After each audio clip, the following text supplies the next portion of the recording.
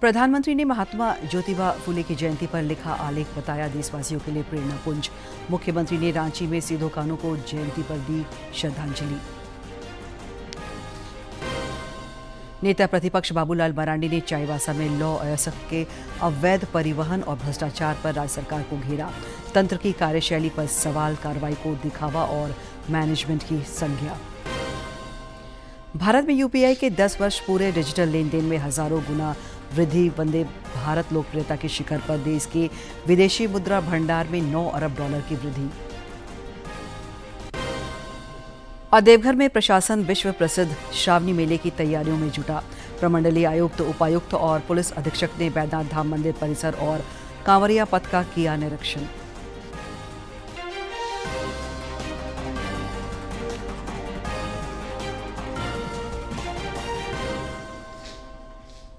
नमस्कार, खबरी झारखंड में आपका स्वागत है। मैं हूं दिव्या और अब समाचार विस्तार से। महान समाज सुधारक महात्मा ज्योतिबा फुले को आज 200वीं जयंती पर देश भर में विनीत श्रद्धांजलि अर्पित की जा रही है। इसके साथ ही आज से 200वीं जयंती वर्ष के समारोहों की भी शुरुआत हो गई है। दिल्ली में राष्ट्रपति द्रौपदी मुर्मू, उपराष्ट्रपति सीपी राधाकृष्णन और प्रधानमंत्री नरेंद्र मोदी ने उन्हें नमन किया। आज देश महान समाज सुधारक महात्मा ज्योतिराव फुले की 200वीं जन्म जयंती मना रहा है। इस अवसर पर नई दिल्ली स्थित संसद भवन में उन्हें श्रद्धांजलि अर्पित की गई। राष्ट्रपति द्रौपदी मुर्मू, उपराष्ट्रपति सीपी राधाकृष्णन, प्रधानमंत्री नरेंद्र मोदी और लोकसभा अध्यक्ष ओम बिरला ने महात्मा फुले को पुष्पांजलि अर्पित कर उन्हें नमन किया। महाराष्ट्र के सतारा में जन्मे महात्मा फुले ने समाज में व्याप्त कुरीतियों के खिलाफ संघर्ष किया। उन्होंने सामाजिक समानता और न्याय की स्थापना के लिए उल्लेखनीय योगदान दिया। महात्मा फुले ने अपनी पत्नी सावित्रीबाई फुले के साथ मिलकर महिला शिक्षा और सशक्तिकरण के क्षेत्र में ऐतिहासिक पहल की, जिसने भारतीय समाज में व्यापक बदलाव की नींव रखी।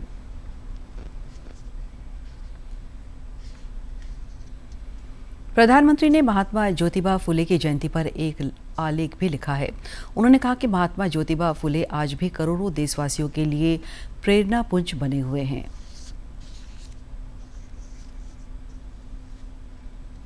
प्रधानमंत्री नरेंद्र मोदी ने अपने एक आलेख में उनके जीवन को नैतिक साहस, आत्मचिंतन और समाज के हित के लिए अटूट समर्पण का प्रेरक उदाहरण बताया। पीएम ने लिखा कि उनका जीवन हमें सिखाता है कि समाज की शक्ति को जनहित और नैतिक मूल्यों से जोड़कर भारत में क्रांतिकारी बदलाव लाए जा सकते हैं। पीएम ने लिखा कि महात्मा ज्योतिराव फुले 200 साल बाद भी केवल इतिहास का नाम नहीं बल्कि भारत के भविष्य के मार्गदर्शक बने हुए हैं। शिक्षा को न्याय और समानता का माध्यम बनाने के महात्मा ज्योतिराव फुले के प्रयासों का उल्लेख करते हुए पीएम ने लिखा कि शिक्षा के प्रति उनका दृष्टिकोण हमें आज भी बहुत प्रेरित करता है। पिछले एक दशक में भारत ने युवाओं के लिए रिसर्च और इनोवेशन को बहुत प्राथमिकता दी है। पीएम ने लिखा कि उनका सत्यशोधक समाज आधुनिक भारत के सबसे महत्वपूर्ण समाज सुधार आंदोलनों में से एक था। पीएम ने सावित्रीबाई फुले के योगदान को भी नमन किया। संथाल विद्रोह के नायक शहीद सिधो कान्हू को आज जयंती पर राज्य भर में विनीत श्रद्धांजलि अर्पित की जा रही है। मुख्यमंत्री हेमंत सोरेन ने रांची के सिधो कान्हू पार्क जाकर आजादी के इन महानायकों को नमन किया। श्री सोरेन ने कहा कि आदिवासी अस्मिता और स्वाभिमान के प्रतीक अमर शहीद सिधो कान्हू के आदर्श और विचार हमेशा प्रासंगिक रहेंगे।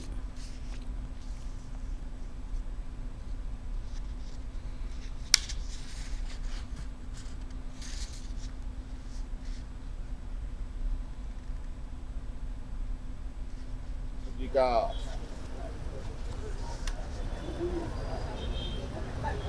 ये शुभ दिन भारत के इतिहास के पन्नों में ना मिटने वाले और सुनहरे अक्षरों से दर्ज। हम आज ये कहने में फख्र महसूस करते हैं कि ऐसे वीरों ने इस धरती में जन्म लिया और यहाँ के लोगों को और यहाँ के संपूर्ण व्यवस्था को एक ना खत्म होने वाले दिशा देने का काम किया। पश्चिम बंगाल में विधानसभा चुनाव को लेकर प्रचार तेज हो गया है। भाजपा के वरिष्ठ नेता और प्रधानमंत्री नरेंद्र मोदी ने आज कटवा में विजय संकल्प सभा को संबोधित करते हुए एनडीए प्रत्याशियों के लिए समर्थन मांगा। अपने संबोधन में प्रधानमंत्री ने कहा कि पश्चिम बंगाल के लोगों ने परिवर्तन का मन बना लिया है। भाजपा कानून व्यवस्था की स्थिति को लेकर श्वेत पत्र जारी करेगी। राजनीतिक हिंसा के दोषियों को भी दंडित किया जाएगा। मोदी ने पश्चिम बंगाल के पूर्व बर्धमान जिले के कटवा में भाजपा की विशाल जनसभा को संबोधित किया। पीएम ने कहा कि बंगाल परिवर्तन के लिए तैयार है। भाजपा बंगाल को विकास की नई ऊंचाई पर लेके जाएगी। टीएमसी के 15 साल के राज में राज्य में फैले भय का जिक्र करते हुए पीएम ने कहा कि ये चुनाव इसी भय को मिटाने का चुनाव है। बीजेपी सरकार में ऐसे हर अपराधों को रोकने के लिए सख्ती से कार्रवाई होगी। साथियों, टीएमसी के 15 साल के राज ने बंगाल के हर नागरिक, हर परिवार को सिर्फ और सिर्फ भयभीत रखा है, भय दिया है। ये चुनाव इसी भय को मिटाने का चुनाव है। टीएमसी के भय से मुक्त और बीजेपी के भरोसे से युक्त बंगाल हमें बना के रहना है। टीएमसी सरकार ने यहां केंद्र की कितनी ही योजनाओं पर ब्रेक लगा रखा है। यहां बीजेपी सरकार बनते ही केंद्र सरकार के हर स्कीम का पूरा लाभ आपको मिलेगा। इसलिए मैं आज गारंटी देता हूं, 4 मई के बाद जब यहां बीजेपी का सीएम शपथ लेगा, बीजेपी का मुख्यमंत्री शपथ लेगा, तो पहली कैबिनेट बैठक में ही पश्चिम बंगाल में आयुष्मान भारत योजना लागू की जाएगी। बर्धमान सहित पूरे बंगाल के लाखों परिवारों को मुफ्त इलाज मिलेगा। जनजातीय मामलों के केंद्रीय मंत्री जुएल ओराम ने नई दिल्ली में राष्ट्रीय अनुसूचित जनजाति वित्त एवं विकास निगम के 25वें स्थापना दिवस समारोह को संबोधित किया। उन्होंने बताया कि निगम ने अब तक 16 लाख जनजातीय लाभार्थियों को 4,000 करोड़ रुपए से अधिक का ऋण दान कर उद्यमिता को बढ़ावा दिया है। श्री ओराम ने बिना गिरवी के आर्थिक सहायता उपलब्ध कराने पर विशेष जोर दिया।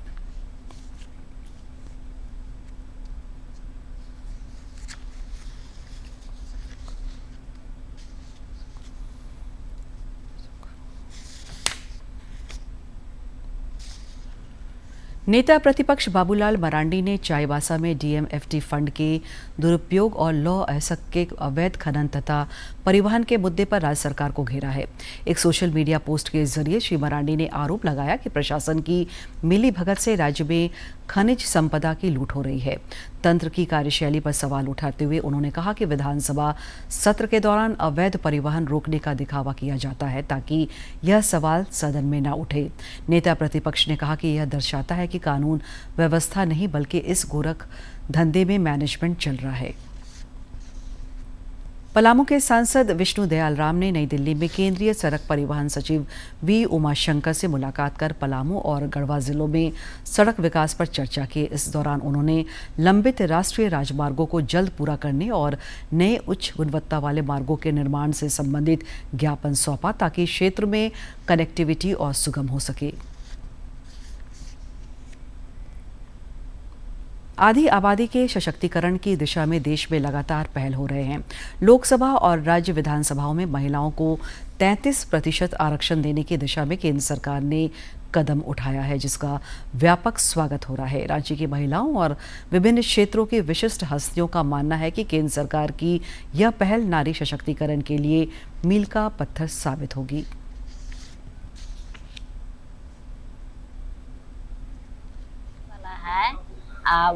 वो हम उसके लिए बहुत खुश हैं और हमारा भारत सरकार को हम धन्यवाद दे रहे हैं। आज महिला के लिए इतना सोचा है, कोई झुग्गी झुपड़ी में था, कोई बेरोजगारी था, सबको रोजगार का दिशा दे दिया है।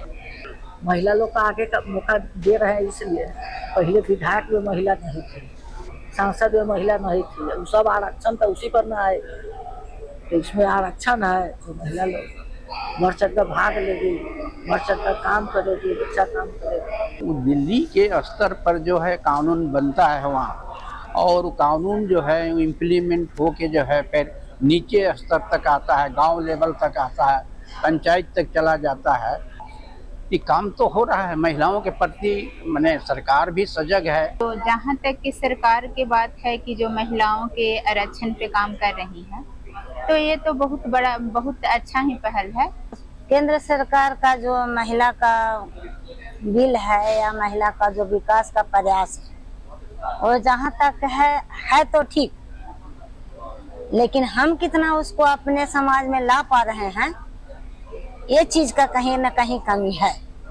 जो हम लोग लेकर के कोई चीज योजना को ला करके हम लाते हैं, लेकिन उसको जितना अच्छा से लोगों के बीच में आना चाहिए वो चीज हम नहीं कर पाते हैं, इसलिए थोड़ा सा दिक्कत तो है। लेकिन सरकार का जो पहल है वो महिला का विकास के लिए अच्छा पहल है। साहिबगंज के राजमहल स्थित मॉडल कॉलेज में एआई विषय पर 2 दिवसीय सेमिनार आयोजित किया गया, जिसमें देश विदेश के विशेषज्ञों ने भाग लिया और भविष्य में एआई की भूमिका पर विस्तार से चर्चा की। मॉडल कॉलेज राजमहल में 2 दिवसीय अंतर्राष्ट्रीय सेमिनार आयोजित किया गया। कार्यक्रम के मुख्य अतिथि के रूप में सिद्धो कान्हू मुर्मू विश्वविद्यालय दुमका के कुलपति professor doctor Ramkumar Singh online जुड़े और एआई के विभिन्न पहलुओं पर प्रकाश डाला। वहीं यूके से जुड़े कीनोट स्पीकर डॉक्टर हेले ने एआई की बढ़ती उपयोगिता और करियर संभावनाओं पर चर्चा की। कि इस टेक्नोलॉजी का यूज करके आने वाले समय में क्या चेंजेज आने वाले हैं, इसके बारे में आप अपने आप को तैयार रखिए। ठीक है, जैसे अभी मिशन है 2047, तो वो सारा प्लानिंग बना हुआ है कि आने वाले समय में किस किस सेक्टर का हम डेवलप को विकास करेंगे, ताकि हम 2047 तक हम एक डेवलप कंट्री बन जाए। एआई कहीं ना कहीं कंट्रोल एचआई करेगा, ह्यूमन जो हमारा इंटेलिजेंस है वो करेगा, और उस एआई का किस तरह से हम पॉजिटिव वे में उसका उपयोग करें। खास करके युवा जो हमारा भविष्य है, जो हमारे भविष्य नागरिक हैं, उसको किस तरह से डिजिटल जो हमारा सोसाइटी बन रहा है, उस डिजिटल एरा में वह किस तरह से अपने को कम्पीट कर पाए, उसको लेकर के आज 2 दिन का यह मंथन होगा। सेमिनार के दौरान वक्ताओं ने कहा कि आज एआई शिक्षा, चिकित्सा, कृषि, रक्षा सहित हर क्षेत्र में अहम भूमिका निभा रहा है। डॉक्टर राजेश सोलोमन पॉल ने युवाओं को एआई के क्षेत्र में करियर बनाने के लिए प्रेरित किया। कार्यक्रम में छात्र प्रणव ने ग्रामीण चिकित्सा क्षेत्र से जुड़े अपने एआई मॉडल का लाइव डेमो प्रस्तुत किया, जिसे सभी ने सराहा। आर्टिफिशियल इंटेलिजेंस का यूज आजकल हम लोग मेडिकल सेक्टर में बहुत ही ज़्यादा कर रहे हैं, और किसी भी सेक्टर में, चाहे वो ब्रिज बनाना हो, तो अभी मान लीजिए अभी जो ईरान इराक का जो युद्ध हो रहा है, इसराइल का जो युद्ध हो रहा है, उसमें भी सब जगह आर्टिफिशियल इंटेलिजेंस का ही यूज़ हो रहा है, और किसी भी वो पॉइंट को एग्जैक्ट सेलेक्ट करता है और उसी पॉइंट पर जाकर वो टारगेट करके उसको डिस्ट्रॉय कर देता है। सिर्फ टेक्नोलॉजी का हम यूज़ करते हैं, अपना खुद का टेक्नोलॉजी, जैसे देश विदेशों में अभी ये टेक्नोलॉजी चल रहा है, वो भी पूरा चलन में नहीं है लेकिन स्टार्ट हो चुका है। तो हम लोग जैसे अगर यंग माइंड्स के ऊपर काम करते हैं, दिलो-जान से काम करते हैं और अपना स्किल डेवलपमेंट करके इस पर दिखाते हैं, देश के लिए निछावर करते हैं, तो बहुत ही जाके हम लोग के लिए फैसिलिटी बहुत आगे आएगा और हमारा देश हेल्थ केयर के इस पर बहुत ज़्यादा विकास करेगा। इस सेमिनार के माध्यम से यह स्पष्ट हुआ कि आर्टिफिशियल इंटेलिजेंस आने वाले समय में स्किल डेवलपमेंट का मजबूत आधार बनेगा। साथ ही विशेषज्ञों का मानना है कि यदि युवाओं ने सही दिशा में एआई का उपयोग किया तो विकसित भारत के लक्ष्य को हासिल करना और आसान हो जाएगा। साहिबगंज से संजय कुमार गुप्ता की report. Unified payments interface UPI के भारत में 10 वर्ष पूरे हो चुके हैं।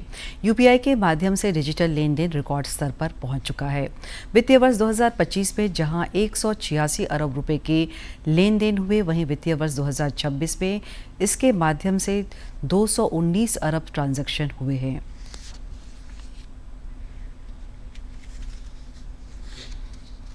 भारत के डिजिटल पेमेंट सिस्टम यूपीआई को 11 अप्रैल यानी कि आज 10 वर्ष पूरे हो गए हैं।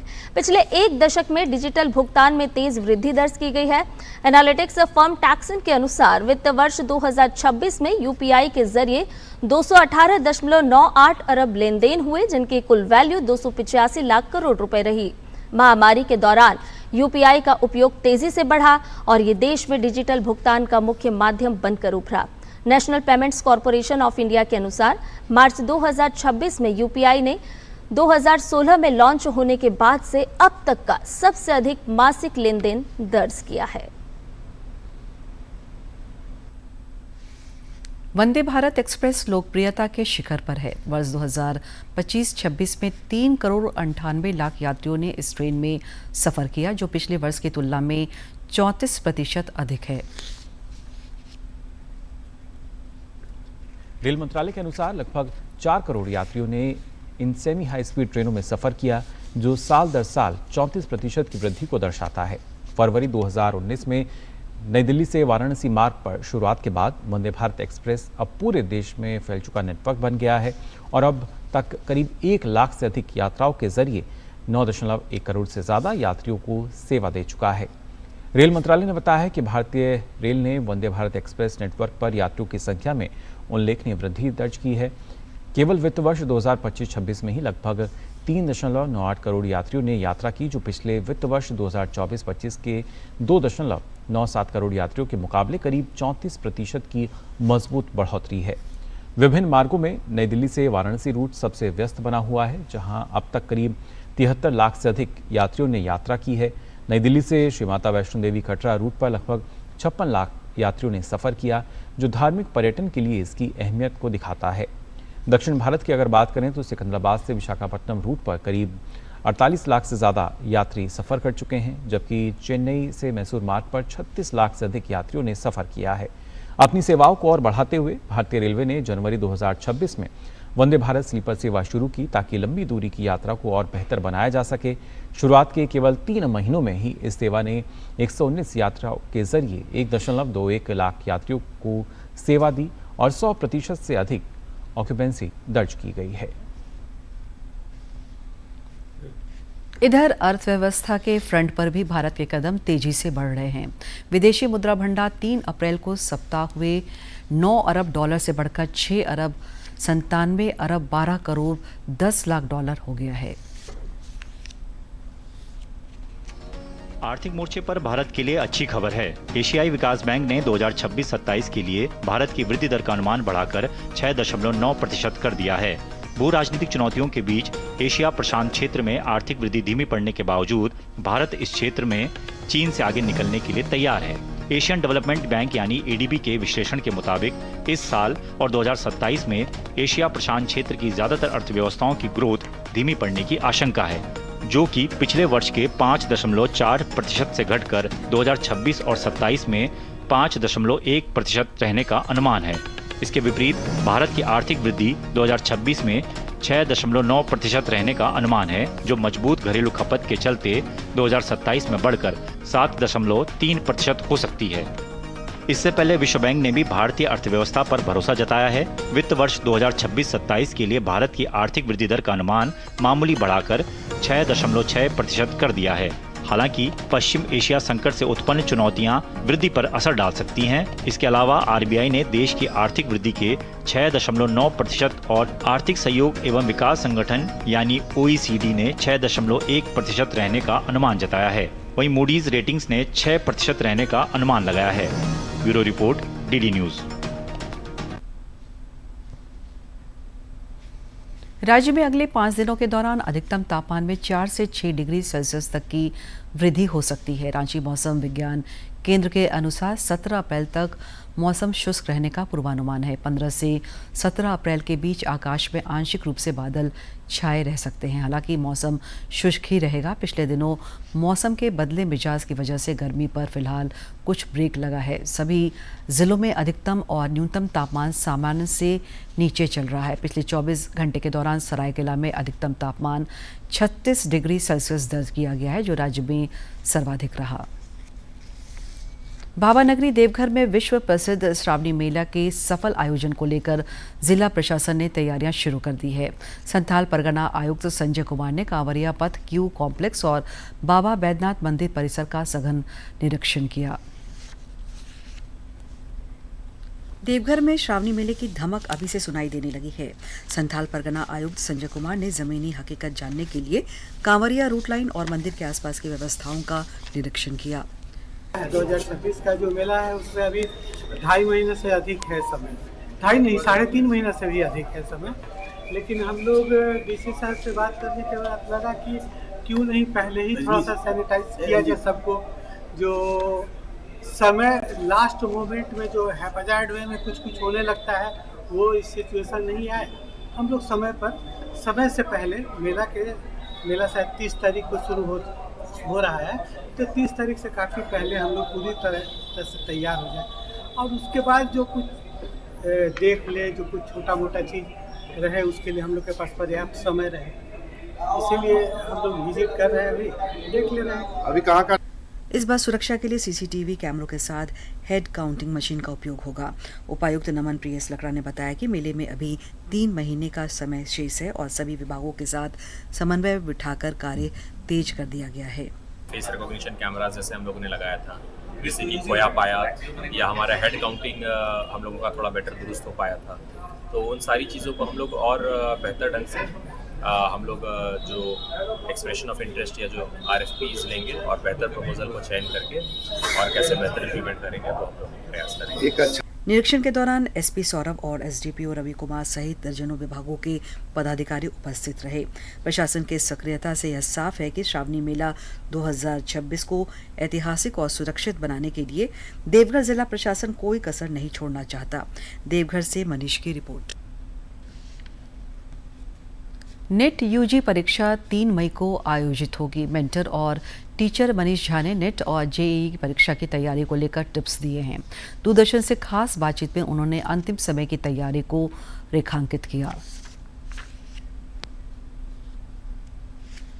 10th और 12th के एग्जाम हो चुके हैं और अब एक तरीके से जो कहते हैं जिन बच्चों का एक उम्मीद रहती है कि वो नीट क्वालिफाई करें, IIT क्वालिफाई करें, तो नीट के एग्जाम में अब करीब 25 दिन बचे हैं जो फाइनल एग्जाम होने हैं और किस तरीके का आखिरी दौर का प्रिपरेशन होना चाहिए। हमारे साथ मनीष जी हैं जो करीब 15 सालों से इस प्रोफेशन में जुड़े हुए हैं, बच्चों को लगातार टिप्स देते हैं, फिजिक्स के टीचर हैं। किस तरीके का आखिरी प्रिपरेशन बच्चों के लिए होना चाहिए? अभी रिसेंट टाइम में जो आपके शॉर्ट नोट्स हैं उनको आप जो रिवाइज करें। शॉर्ट नोट्स में आपके फिजिक्स के सारे फॉर्मूले हो गए और हर एक फॉर्मूले को कैसे अप्लाई करना है। कई बार क्या होता है कि हम लोग फॉर्मूला लिखे कि v is equals to u plus AT, तो सबसे सिंपलेस्ट है, बट बाद में भूल जाते हैं कि v क्या था, u क्या था। तो एग्जैक्ट आपको टर्म्स पते होने चाहिए। पूरे नोट्स से वो रिवाइज करना पॉसिबल नहीं है, तो हर एक चैप्टर का शॉर्ट नोट्स और उस फॉर्मूले के सामने एक एक न्यूमेरिकल उस पर बेस्ड कर सकते हैं। वो न्यूमेरिकल आपके टीचर्स ने कराए होंगे जो आपके क्लास में इंपॉर्टेंट है, नीट के आए हुए क्वेश्चन हैं, तो आप उनको थोरोली रिवाइज करें। अगर आप सिर्फ अपने नोट्स पे और PYQs पे ध्यान देंगे तो आपका प्रिपरेशन बेटर होगा। क्योंकि सर जैसे हर एक एग्जाम के प्रिपरेशन में कहा जाता है कि एग्जाम में क्या क्वेश्चंस आए हैं और क्या सिलेबस है, ये 2 चीज अगर आप ध्यान रखें तो syllabus tells us what to read and PYQs tells us how to read. तो अगर आप इन पे फोकस करेंगे सही से तो आप बेटर प्रिपरेशन कर सकते हैं और पिछले 10 साल के कम से कम पेपर जरूर सॉल्व करें और उनके सॉल्यूशंस देखें, उनमें क्या क्या किस किस टॉपिक्स पे ज़्यादा सवाल पूछे गए हैं। जैसे ग्रेविटेशन से बहुत इजी क्वेश्चंस आते हैं, इलेक्ट्रोस्टैटिक्स बहुत इंपॉर्टेंट टॉपिक है और हर एक चैप्टर का अपना अपना इंपॉर्टेंस है। कुछ चैप्टर बहुत छोटे हैं जैसे सॉलिड्स हो गया, जैसे सेमीकंडक्टर हो गया, बहुत छोटे चैप्टर में वेटेज ज़्यादा है और उनको आप बहुत कम समय प्रिपेयर कर सकते हैं, तो उनसे आपका प्रिपरेशन बेटर होगा। एक चीज और, हमारे देश के प्रधानमंत्री भी परीक्षा पे चर्चा जैसे कार्यक्रम करते हैं और बच्चों को एक स्ट्रेस फ्री वातावरण की बात करते हैं कि पेरेंट्स भी दें, टीचर भी करें। आप लोग किस तरीके से देखते हैं इसकी, अब जो परीक्षा पे चर्चा को लेकर खुल के बात होती है, पहले उस तरह से नहीं होता था, तो बच्चों का स्ट्रेस इस दौर में कैसे कम हो, आप लोग क्या सोचते हैं? सर हर एक एग्जाम ना बस एक फेज होता है लाइफ का, इतना नहीं उसको हवा बना देना चाहिए कि नहीं यही एग्जाम आपका सब कुछ है। हम लाइफ में कोई चीज के लिए प्रिपरेशन कर रहे हैं, वो एक फेज है, ठीक है, उसमें हुआ तो बढ़िया है, नहीं तो भगवान ने आपको किसी और चीज के लिए बनाया हुआ है। और हर एक इंसान के अंदर एक स्पेशल कैरेक्टरिस्टिक होता है, हर एक इंसान अपने आप में यूनिक है। मैंने इंजीनियरिंग की, I never thought that I will be a physics teacher, earlier I was a maths teacher, बाद में I became a mechanical engineer, situation ऐसा हुआ तो फिजिक्स टीचर बन गया। तो उस दौर में तो मुझे भी नहीं पता था सर। सिमिलरली आपने भी कुछ सोचा होगा, हर एक बच्चे के लिए वैसा ही है। तो बहुत स्ट्रेस नहीं लेना है, लाइफ ने आपके लिए पहले से तय किया हुआ है बहुत अच्छा चीज़। आप अगर नीट क्वालिफाई करते हैं, जेई क्वालिफाई करते हैं, तो एक अच्छा डॉक्टर मिलने जा रहा है समाज को, और अगर नहीं करता है तो एक अच्छा इंसान मिलने जा रहा है जो किसी दूसरी फील्ड में अच्छा करेगा। इसलिए एकदम बेफिक्र होकर के, और पेरेंट्स को भी बहुत प्रेशर नहीं बनाना चाहिए कि अपनी उम्मीदें उनके ऊपर थोप दें। मेरे पिताजी हमेशा कह रहे थे तुम कर लो, जितना हो सके कर लो, बस टेंशन फ्री रहो। और ये अच्छा होता है, पेरेंट्स का दबाव जितना कम होता है बच्चों पे सर, वो उतना और अच्छा कर पाते हैं। पेरेंट्स का भी दबाव कम होना चाहिए और टीचर को भी फ्री माहौल में एक तरीके से विदाउट स्ट्रेस इस चुनौतियों को लेना चाहिए कि जो एग्जाम का फियर है उससे वो बचे। एक आखिरी कमेंट हम चाहेंगे कि लास्ट दौर में किस तरीके से जो स्ट्रेस फ्री रहे, तो बच्चे किस तरीके से इन चीज़ों को ले। अभी इस सब में एक टिप्स देता हूँ जो हर एक बच्चे को फॉलो करना चाहिए। उसमें क्या है, the conducting body for NEET examination is NTA and same body conducts JEE mains also. मैंने लास्ट कुछ ईयर के पेपर्स को स्टडी किया है, चाहे जो वो नीट में आए हुए चाहे JEE मेंस में आए हुए, और मैंने देखा कि बहुत सारे सिमिलर क्वेश्चंस रिपीट होते हैं। तो अभी रिसेंटली, अभी 2 दिन पहले JEE मेंस कंडक्ट हुआ है, अप्रैल सेशन, और उससे पहले जनवरी सेशन। तो आप मार्क्स ऐप है और भी डिफरेंट ऐप्स हैं, उस पर आप JEE मेंस के क्वेश्चंस निकाल सकते हैं और उनको एक बार जरूर बना लें। हर चैप्टर में करीब 10 से 12 सवाल होंगे क्योंकि शिफ्ट्स में एग्जाम होते हैं, और वो 10-12 क्वेश्चंस आपको पूरा आइडिया दे देंगे आपके थोरोली रिवीजन में कि आपके एग्जाम में क्या क्वेश्चंस आने वाले हैं। आप 2025, 24 और लेटेस्ट सबसे पहले 26 का कर लें। तो इसको अगर आप अच्छे से कर लेंगे तो पूरा चैप्टर फिजिक्स में थोरोली बहुत अच्छे से हो जाएगा, और फिजिक्स का लेवल लगभग नीट में और JEE में अभी बराबर हो गया है। हम बात कर रहे थे मनीष जी से, जिन्होंने साफ तौर पर कहा कि जो बच्चों में डर है वो डर नहीं होना चाहिए, और हर इंसान का फ्यूचर डेस्टिनेशन क्या है वो तय रहता है। वैसे में आप किसी भी चीज़ को हवा भी क्रिएट ना करें, और पेरेंट्स भी जो है वो एक सकारात्मक माहौल पैदा करें ताकि लास्ट समय का जो एक प्रेशर होता है वो बच्चों पर क्रिएट ना हो, तो बच्चे बेहतर रिजल्ट कर सकते हैं। अपने सहयोगी सौरभ के साथ मैं दिवाकर कुमार, दूरदर्शन समाचार, रांची। भारतीय अंतरिक्ष अनुसंधान संगठन इसरो ने आंध्र प्रदेश के श्रीहरिकोटा में गगनयान मिशन यात्रियों की सुरक्षित वापसी के लिए दूसरा परीक्षण सफलतापूर्वक संपन्न कर लिया है। केंद्रीय मंत्री जितेंद्र सिंह ने सफल परीक्षण के लिए इसरो को बधाई दी है। भारत का पहला मानव सहित अंतरिक्ष मिशन वर्ष 2027 में श्रीहरिकोटा से प्रक्षेपित किया जाएगा।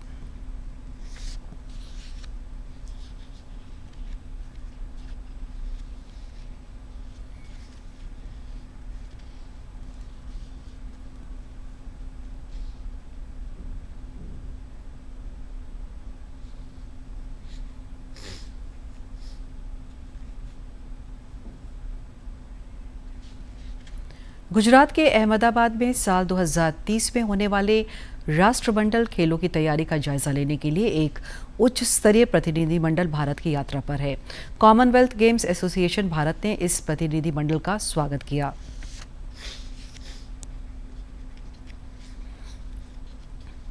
गुजरात के अहमदाबाद में 2030 में होने वाले कॉमनवेल्थ गेम्स की तैयारियों का जायजा लेने के लिए एक उच्च स्तरीय प्रतिनिधिमंडल भारत की यात्रा पर है। कॉमनवेल्थ गेम्स एसोसिएशन भारत ने कॉमनवेल्थ स्पोर्ट के उच्च स्तरीय प्रतिनिधिमंडल का स्वागत किया। ये प्रतिनिधिमंडल कॉमनवेल्थ स्पोर्ट के अध्यक्ष डॉक्टर डोनाल्ड रुकारे के नेतृत्व में आया है, जिसमें CEO केटी सैटलियर और गेम्स एवं इंश्योरेंस डायरेक्टर डैरेन हॉल भी शामिल हैं। टीम ने 8 से 10 अप्रैल के बीच अहमदाबाद, गांधीनगर, वडोदरा और एकता नगर में प्रमुख खेल स्थलों का बुनियादी ढांचे का निरीक्षण किया। इस दौरान प्रतिनिधिमंडल ने गुजरात के मुख्यमंत्री भूपेंद्र भाई पटेल से भी मुलाकात की थी। प्रतिनिधिमंडल ने Mahatma Mandir, Veer Savarkar sports complex, Narendra Modi stadium और IIT गांधीनगर जैसे महत्वपूर्ण वेन्यू का दौरा किया। इस मौके पर डॉक्टर डोनाल्ड रुकारे ने भारत की तैयारियों की सराहना करते हुए कहा कि यहाँ की योजना का स्तर, खेल स्थलों की गुणवत्ता और सरकार का सहयोग बेहद प्रभावशाली है। अंत में मुख्य समाचार एक बार फिर।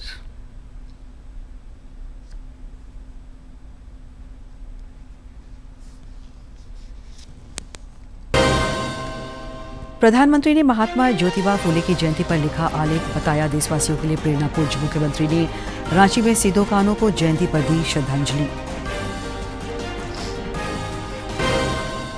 नेता प्रतिपक्ष बाबूलाल मरांडी ने चाईबासा में लॉ एसक के अवैध परिवहन और भ्रष्टाचार पर राज्य सरकार को घेरा। तंत्र की कार्यशैली पर सवाल, कार्रवाई को दिखावा और मैनेजमेंट की संज्ञा। भारत में यूपीआई के 10 वर्ष पूरे, डिजिटल लेन देन में हजारों गुना वृद्धि। वंदे भारत लोकप्रियता के शिखर पर, देश के विदेशी मुद्रा भंडार में 9 अरब डॉलर की वृद्धि। और देवघर में प्रशासन विश्व प्रसिद्ध श्रावणी मेले की तैयारियों में जुटा। प्रमंडलीय आयुक्त, उपायुक्त और पुलिस अधीक्षक ने वैद्यनाथ धाम मंदिर परिसर और कांवरिया पथ का किया निरीक्षण।